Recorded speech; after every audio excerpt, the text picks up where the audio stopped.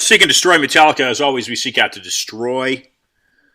We aim to seek out and destroy corruption on the show. Started in 2016, Miami Beach, Wynwood neighborhood, because of the Zika epidemic and the spraying of the toxic pesticides. I heard them buzz right over my head. We just ended with Kevin Galilei. Some great writings he's putting out and taking various global government organizations to task. That would include one that resides at the Vatican, the Holy See. He dives into the United Nations and how they are developing what is a sustainability globalization agenda, decarbonization, and it gets into something that is a touchy subject, but that would be one of a population agenda, rather a depopulation agenda, therefore. Right now, standing by is William M. Arkin, American political commentator, best-selling author, journalist, activist, blogger, and former U.S. Army soldier. Going to bring him on. He's been an affairs analyst for LA Times, Washington Post, and New York Times. Bring him on right now. This is Ian Trottier. You're listening to Discussions of Truth. I'm here every Wednesday. You can find more about the program at discussionsoftruth.com or go right to my website, iantrottier.com, INTROTTIER. All right, going into Skype, and I'm rededicating this program, as I dedicated last hour, to the late, rest in peace, Mr. Dennis B. Okay, folks, William Arkin.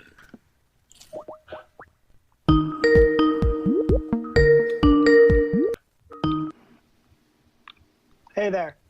William, nice to connect with you. Welcome to Discussion of Truth. This is Ian Trottier. How are you today, sir? I'm great. You can call me Bill on the interview. Okay, fantastic. I was thinking perhaps I should ask you that question, so thank you for addressing it. Bill, you have an incredible career, and you've written a book that caught my eye, and as we had previously mentioned, a book that had caught my eye, I think is incredibly applicable to 2020. I think it's, in the neighborhood of 4 or 5 years old now. You can correct me if that's inaccurate. American Coup, How a Terrified Government is Destroying the Constitution. Would you take a moment, and for listeners that are not familiar with your work, please take a moment and introduce yourself, and then I'd like to address, of course, what's happening in your view across the nation. Well, I wrote American Coup as a follow-on to Top Secret America, which was a project I worked on with the Washington Post and with Dana Priest, my partner in writing that three-year investigation, which then turned into a book about the growth of, Top Secret America since 9/11, both the contracting world, but also the growth of the intelligence community and the counterterrorism world, including Homeland Security. I felt after we did Top Secret America that we hadn't really addressed the domestic situation sufficiently, and I wanted to write about Homeland Security and the measures for everything from continuity of government to martial law to counterterrorism, domestic spying, etc. And I wrote American Coup in order to do that. And it's funny because looking back now, both at the events of 2020 and then what I had written at the time, I think that I would have never said to you, I expected that the actual domestic war plans, that is the making of America into a battlefield, would be implemented in the context of a pandemic. But in fact, what we saw in March of 2020 was the implementation of a whole handful of different war plans: a pandemic war plan, a war plan for defense support of civil agencies, a war plan for continuity of government, a war plan specifically for governance in the District of Columbia and the National Capital Region in an emergency, and then finally a war plan for civil disturbance operations, which had already been implemented, at least in its rudimentary stages, long before George Floyd was killed, but then became ever so more important, especially in the District of Columbia, as those plans sort of took shape. And the two main points that I feel like I made in American Coup, one, that the best way for the United States to deal with domestic strife and domestic problems was to be as transparent as possible. That is, that we should know what these plans are. We should know what these operations are, because that's what gives them credibility in the eyes of the public. That certainly did not happen in 2020. If anything, once the D.C. National Guard and the, I don't even know what to call it, the disorder in Washington, D.C. took shape at the beginning of June, we really saw an enormous amount of confusion and disagreement as to the chains of command and what was required. And so that transparency, and also like the whole idea behind creating these new structures post 9/11, which was to make things work smoothly and to make things operate smoothly, had failed. And then the second point was that in the shadows of America, behind the scenes, not our elected officials, but people who operated the superstructure of homeland security and continuity of government and civil disturbance operations, etc., that these people had become ever more powerful, and that they, in many ways, were the real decision makers, that the elected officials were not the real decision makers. And if we saw anything on June 1st of 2020, with the mayor of the District of Columbia essentially being brushed aside by the federal authorities, but not just the mayor being brushed aside, we observed really an American coup. And I mean that in the sense that it is a uniquely American coup. It's not martial law as we conceive of it when we think of it in the Middle East or in Africa or Latin America with some general taking over. It was more a uniquely type of martial law with an American branding, in which faceless bureaucrats were in charge, and in which people who we did not even see were in charge, and the president and Attorney General Barr and General Milley, the chairman of the Joint Chiefs of Staff, were merely props, if you will, in a system that was going on in the background. So that's a loaded statement, and of course it hits directly where I'd like it to hit. It's been a number of weeks now, but former, now retired U.S. Air Force Brigadier General Robert Spalding, who's recently written a book, Stealth War: How China Took Over While America's Elite Slept, and I think we can draw a parallel, perhaps, to these to this kind of machine that's behind the scenes. It's certainly a well organized and well oiled machine. But Bill, I asked Robert. I said, look, has the United States been infiltrated? That's exactly what I asked him, and he said yes, in a very stealth Way, what are your thoughts on that comment? This is coming from a retired Air Force brigadier general. Well, if you mean infiltrated by foreigners, the answer is no. Um, if you mean infiltrated by a powerful government, and some people call it a deep state, that operates regardless of who is elected and operates Right. in accordance with its own rules and its own plans, then yes. And it's very clear. I think most Americans, even people who are not uh, very concerned with these matters of governance, can see clearly that in less than a week, the National Guard across the United States mobilized almost as many people as they did in 3 months of preparedness for coronavirus. So almost the same number. And that really shows you that when it comes to the mission of civil order and guns, the National Guard and the military is at the ready. And that it's the wrong institution when it comes to a pandemic. That yes, the military can provide some degree of backup in terms of the 5,000 or so doctors and nurses who were sent out into the streets of America, and they can provide some backup in terms of logistics and transport, engineering, etc.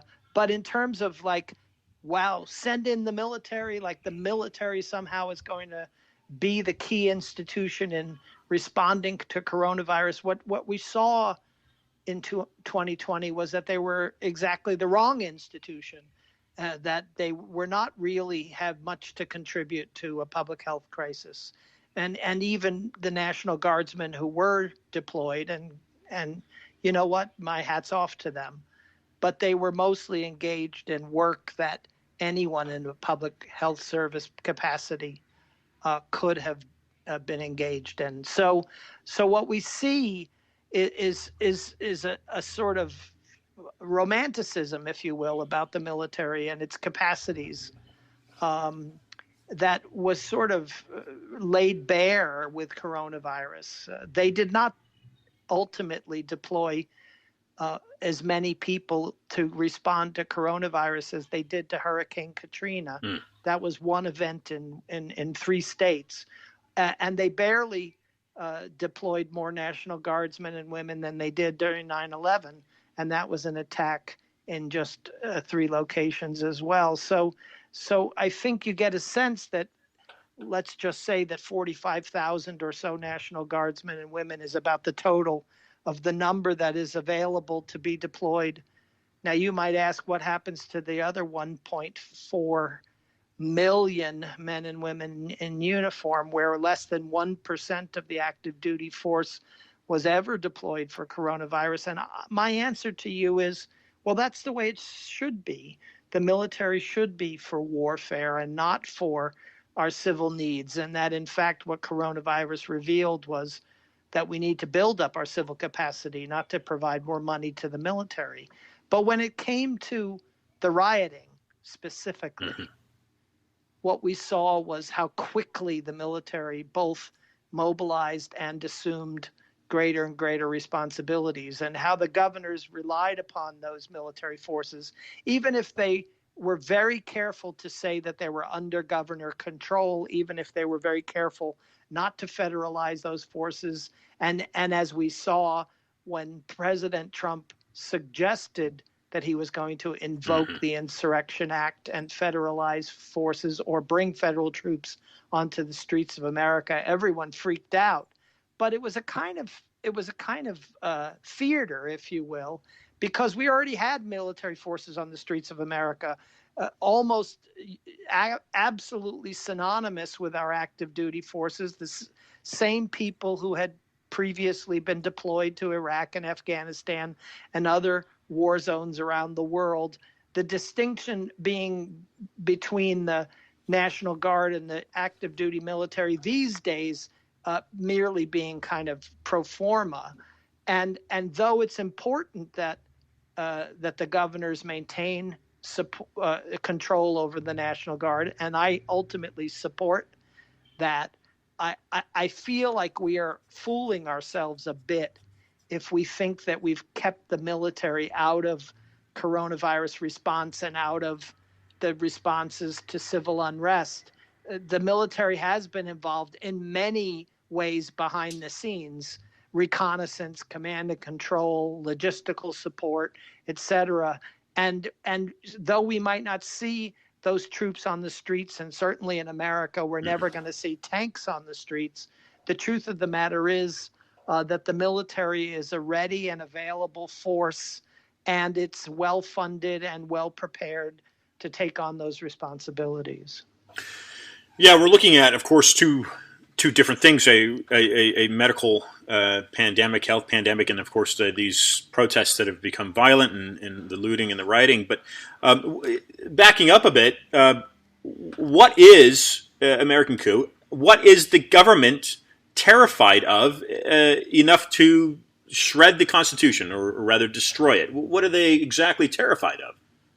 Well, I think what has happened over a long period, coming even out of the nuclear era and the civil defense apparatus, which was created in the 1950s, was a system of continuity of government, which got bolstered after 9/11, that there needed to be not just continuity of government at the federal level, but even continuity of government at the state and local level.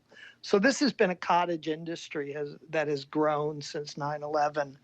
And continuity, of course, is useful. It's what keeps, in theory, the roads moving and the internet open and the critical infrastructure protected.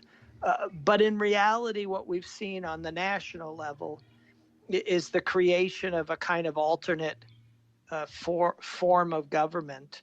Those who would be prepared to take on responsibilities for the governing of the nation, were President Trump to be killed, or were the White House to be disabled, and we mostly think of that first in the context of obviously a Russian or Chinese attack or a nuclear war. And then second, we think of it in terms of a terrorist strike in which there would be an immediate and catastrophic requirement for some alternative.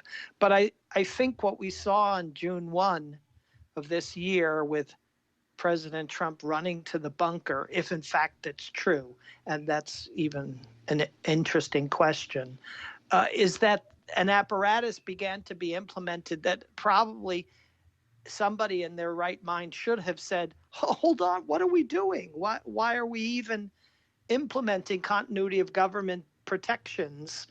That's not the message we want to send to the American people. It's not what's required. These protesters are not going to come across the gates of the White House and attack this building. And so, in a way, what I worry about is I worry that by putting so many troops on the streets of Washington, ultimately National Guard were deployed from 13 different states into Washington, D.C. Police forces were mobilized from the entire federal government and from local forces, including from Virginia and Maryland into the district, et cetera, is that the reaction itself begins to tell its own story. And it's an overreaction, and it's an overreaction that's predicated upon a picture of the threat that is misleading and dangerous. So those protesters did not really threaten the White House or federal institutions, but there was a terrible cycle that was introduced with the large-scale mobilization of the Guard and the large-scale mobilization of the police, which is that they fed off of each other. The violence, the protesters, the police, the Guard, they kind of affirmed each other's importance, if you will. And so that I think that the protesters were bolstered by the size, degree, and actions of those who were given the mission of protecting the federal government, and those who were given the mission of protecting the federal government acted as if the Guard acted as if the protesters were in fact a threat. And so they sort of built upon each other in this corrosive way. And again, why does that happen? It happens because you already have plans in place that says this is what happens when there's a breakdown, a civil breakdown. And those plans, to tell you the truth, I mean, this is what I believe, they should just be public so that we can debate what the plans are, Sure. so that when an event like this occurs, everyone's clear as to what's going to happen, so that when it happens, the public doesn't freak out and say, who's in charge? What's General Milley doing there, the chairman of the Joint Chiefs of Staff? Why has Attorney General Barr been put in charge of all of this? What is the status of the D.C. National Guard? Who commands it? What's his chain of command, et cetera? All of which, even to this day, are open questions and ambiguous questions. And then, of course, the Pentagon, which really failed on June 1st, really failed big time, got just pushed around by the White House and by the events, if you will, which is the worst of all possible things. What you want is a military force in particular to have clear orders and clear chains of command when, in fact, there's a breakdown. You served the United States as an Army soldier. What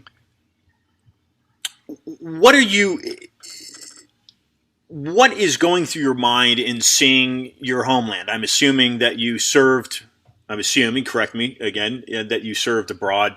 You can describe that capacity if you'd like for listeners. But what's going through your mind here? You'd mentioned martial law. I believe you mentioned it a couple times so far.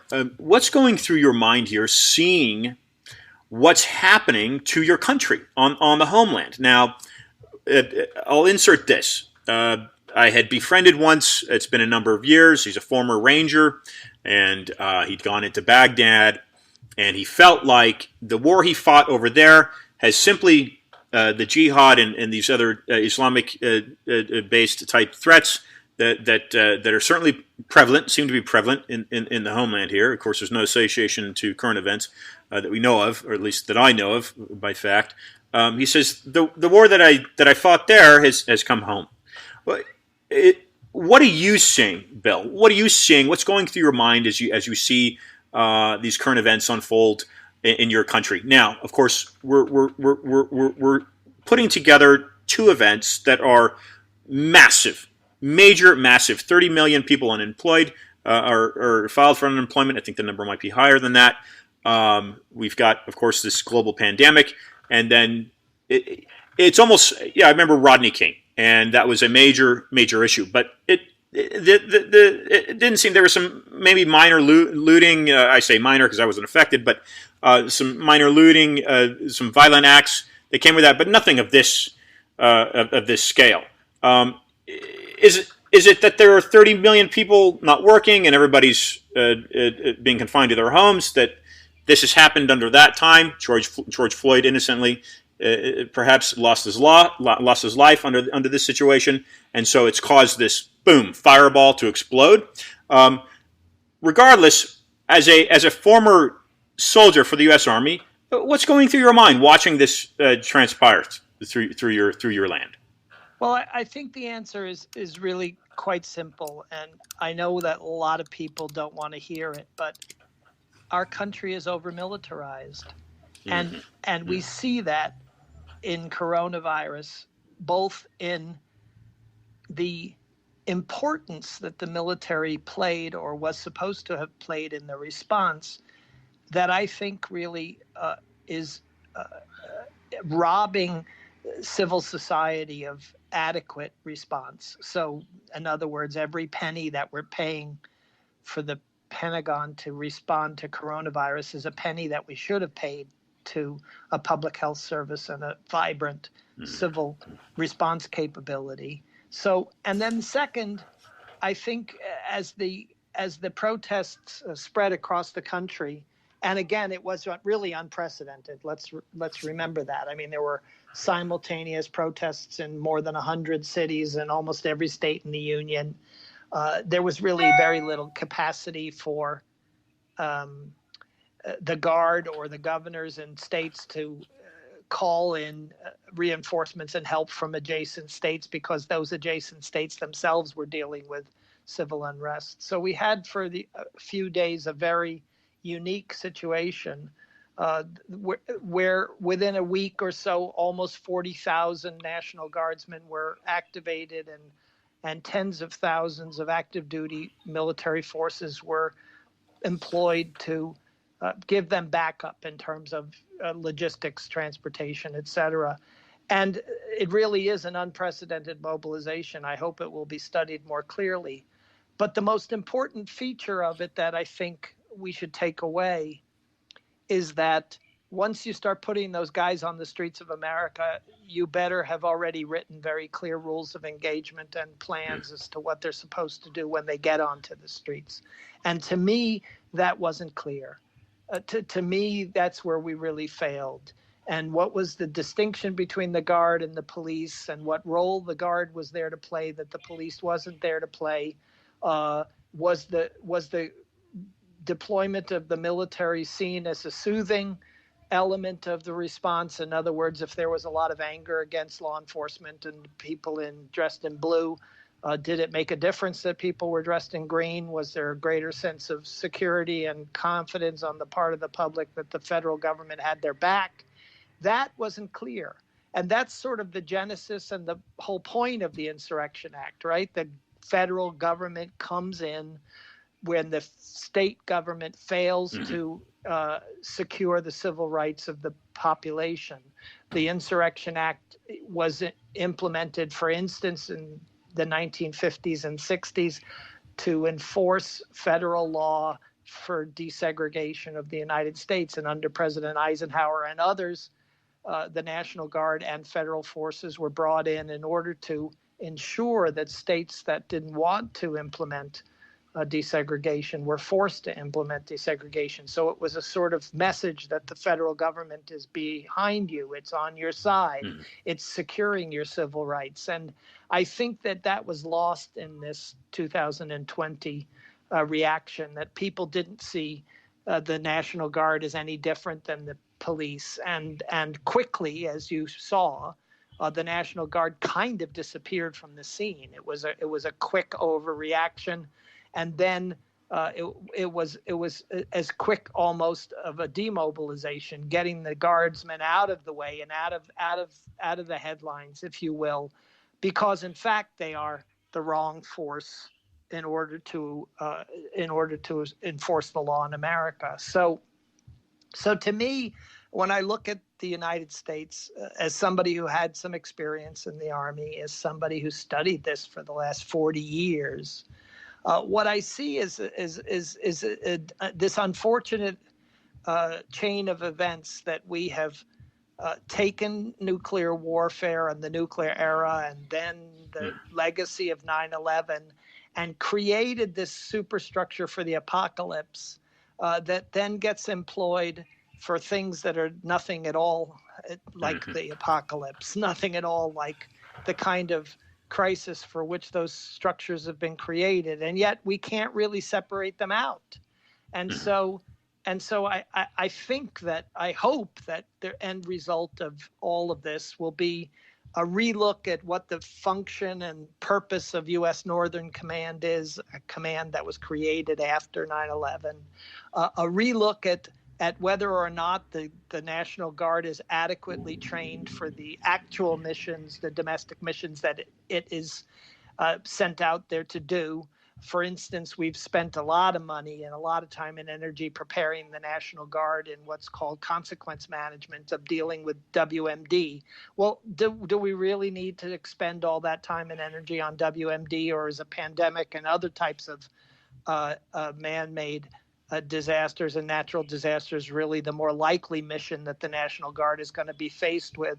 And then finally, what is the role of the active duty military in the domestic environment, especially in Washington, D.C., especially in the National Capital Region, where we saw on June 1st that the chain of command was unclear, where we saw that the president was making pronouncements that even his own top officials disagreed with, where we saw the chairman of the Joint Chiefs of Staff, who's somebody who's not in the military chain of command, who's not the commander of any forces, walking the streets of Washington, D.C. as if he were in charge, and where we saw the elected official, the mayor of the District of Columbia, brushed aside in the name of a law and order, when in fact there's no evidence whatsoever that that was required or even was the right thing to do.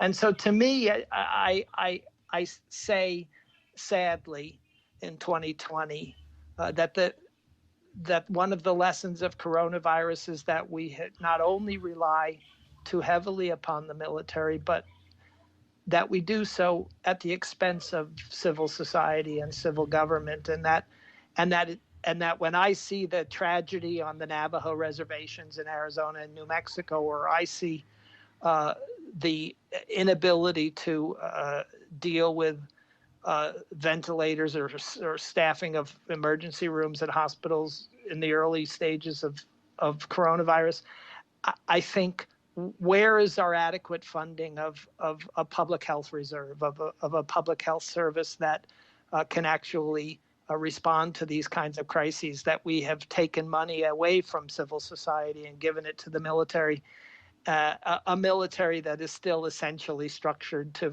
refight World War II and really doesn't have neither the skill sets nor the equipment nor the training nor the proclivity towards being of much assistance when civil society needs help.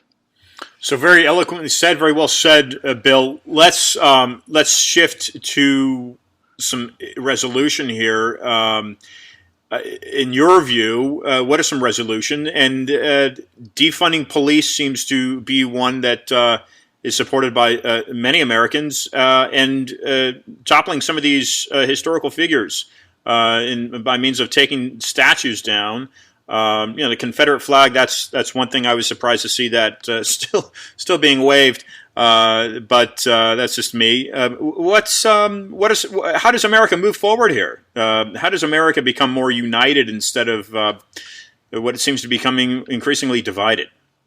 Well, we certainly need to see wholesale reform of law enforcement, particularly at the urban level.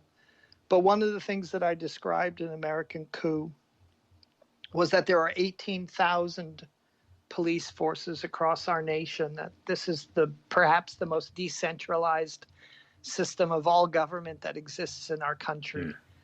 Sheriffs, police departments, urban, local, overlapping county, city and town jurisdictions, crazy patchwork that has been created over time, some elected, some appointed, some without much oversight, others with lots.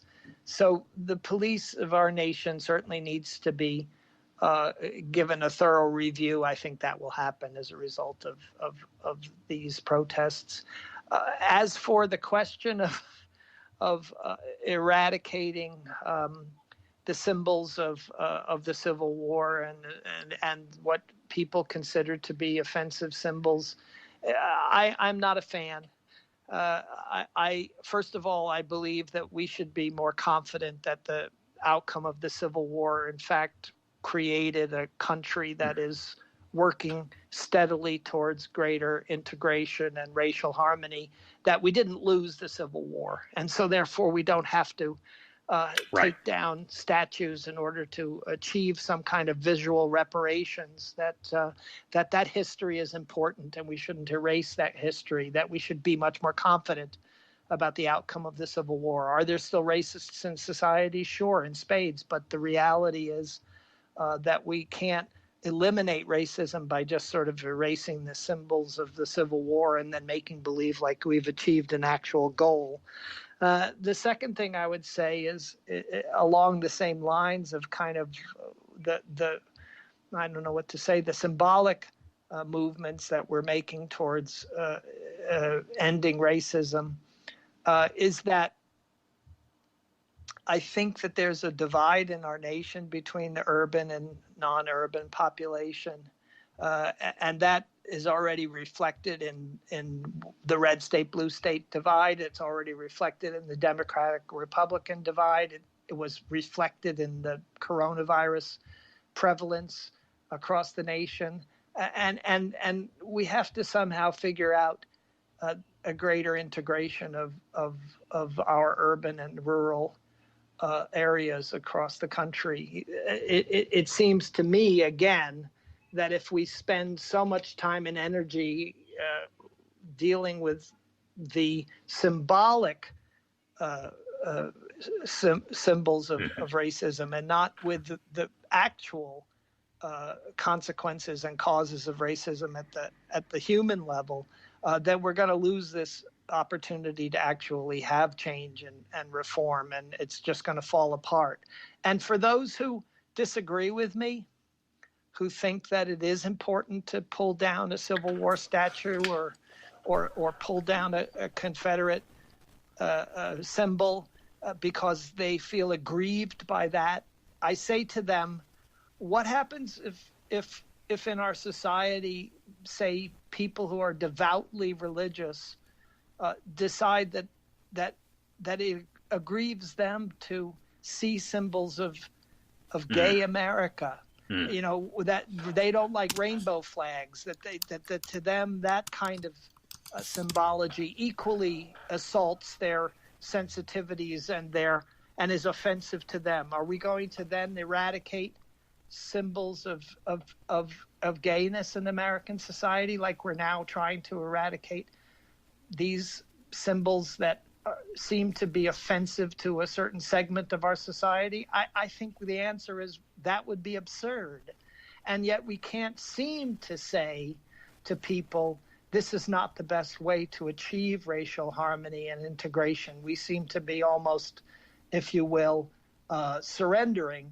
And that's unfortunate, because I think that our country is stronger than that, and it's shown greater resilience and greater change than perhaps we're giving it credit in 2020. Yeah, well said. Very well said, Bill. And for listeners out there that whether it resonates or not, your commentary is much appreciated. You've got a couple of writings in the work. The Generals Have No Clothes: The Untold Story of Our Endless Wars. It sounds like a fascinating publication coming via Simon Schuster. And then History in One Act, a novel of 9/11. Touch on both of those very briefly for listeners, if you would, Bill. Well, I have my first novel coming out in January. It's a novel about 9/11. I've been working on it for more than a decade. It's an oddball of a book. It's a history, if you will, of 9/11, but from the standpoint and the perspective of the terrorists themselves. And it just dawned on me more than a decade ago, and even more so today as we come close to the 20th anniversary of 9/11, that it's stunning that we still don't really have a clear understanding of what were the motivations of those 19 men on 9/11 and what motivates so many to want to take up arms against us in the Muslim world. So I wrote a novel particularly because I wanted to try to tell the story from a different perspective, and I felt like I could only do it in novel form. So it's called History in One Act, a novel of 9/11. It's being published by a small Chicago publisher called Featherproof Books. Comes out in January. And my Simon & Schuster book was essentially, it's an essay, an extended essay on how to end perpetual war. The fact that we're continue to fight, probably really without even the knowledge of most people, because it doesn't affect them, in 10 plus countries around the world, that on any one day we could be bombing in any one of those 10 countries, that we can't seem to ever extract ourselves from Afghanistan or Iraq or now Syria, Yemen, Somalia, Libya, Niger, other places around the world, that warfare seems to just continue on no matter who's president, whether that was President Obama, who promised that we would end wars in Afghanistan and Iraq, or President Trump, who has, even though he's an idiot, has tried very hard to withdraw U.S. forces from Afghanistan, Syria. Now he's saying let's denuclearize on the Korean Peninsula. Let's withdraw forces from Germany, and liberals who under normal circumstances would applaud all of those moves are against it merely just because Trump is for it. But again, my point is that it shows you the power of the institutions behind this perpetual war and how it just continues regardless of who's president. So we've now seen that perpetual war could survive Obama, which means that it's pretty powerful. And I lay out my analysis of the people behind perpetual war, and then I give my prescription as to how we can wind down these wars. Nobel Peace Prize nominee, if that sounds like the topic there for you, sir. William Arkin .woodpress.com is the website that I have for you. And at W. Arkin on Twitter for listeners to follow you. Looking forward to inviting you back onto the program. Thank you for joining Discussing the Truth, Bill. Keep up the excellent work. Thank you for having me on today, Ian. If this is your first time listening to the program, which I hope it is, because that means perhaps you appreciate the time that Bill and I just took to discuss what we discussed. If this is not your first time and you've heard my voice before, or heard my program before, rather, thank you for re-listening to me. This is coming up here now on 4 years that I've started this. And I started mainly because I felt that that my voice needed to be heard, and just as much as I know for a fact that your voice needs to be heard. Now, Ray McGovern is a former CIA operative agent. I call it operative agent officer. He was very high level in the CIA. It's been a couple of years now that he's been on the program, but he said, Ian, this is what needs to be happening. Because the mainstream media sources are not giving time or credence really to those who know what's going on to talk about what's going on. Bill said it right there. 40 years studying warfare, the military in the United States, as a former soldier himself for the Army. 40 years is a lot of time to be doing what he's been doing, and so your voice in that regard carries just as loudly as anybody else's voice. And in the United States, and I hope that made sense to you, apply to my comment regarding Ray McGovern. Bill knows what he's talking about. So Americans need to unite and not divide. Next week we will be fortunate and receive Gerald Horn onto the program. Let me briefly, before I close out here, just give you a quick rundown on Gerald. So, like I mentioned earlier, he's got degrees from. He's got his PhD from Columbia. He's got a JD from the University of California, Berkeley, and he's got a BA from Princeton. Yes, he happens to be African American, to the best of my knowledge. He holds the Moores Professorship of History and African American Studies, University of Houston. His research has addressed issues of racism and a variety of relations involving labor, politics, civil rights, international relations, and war. He also has written extensively in the film industry. One of the two of the books. Two of the books.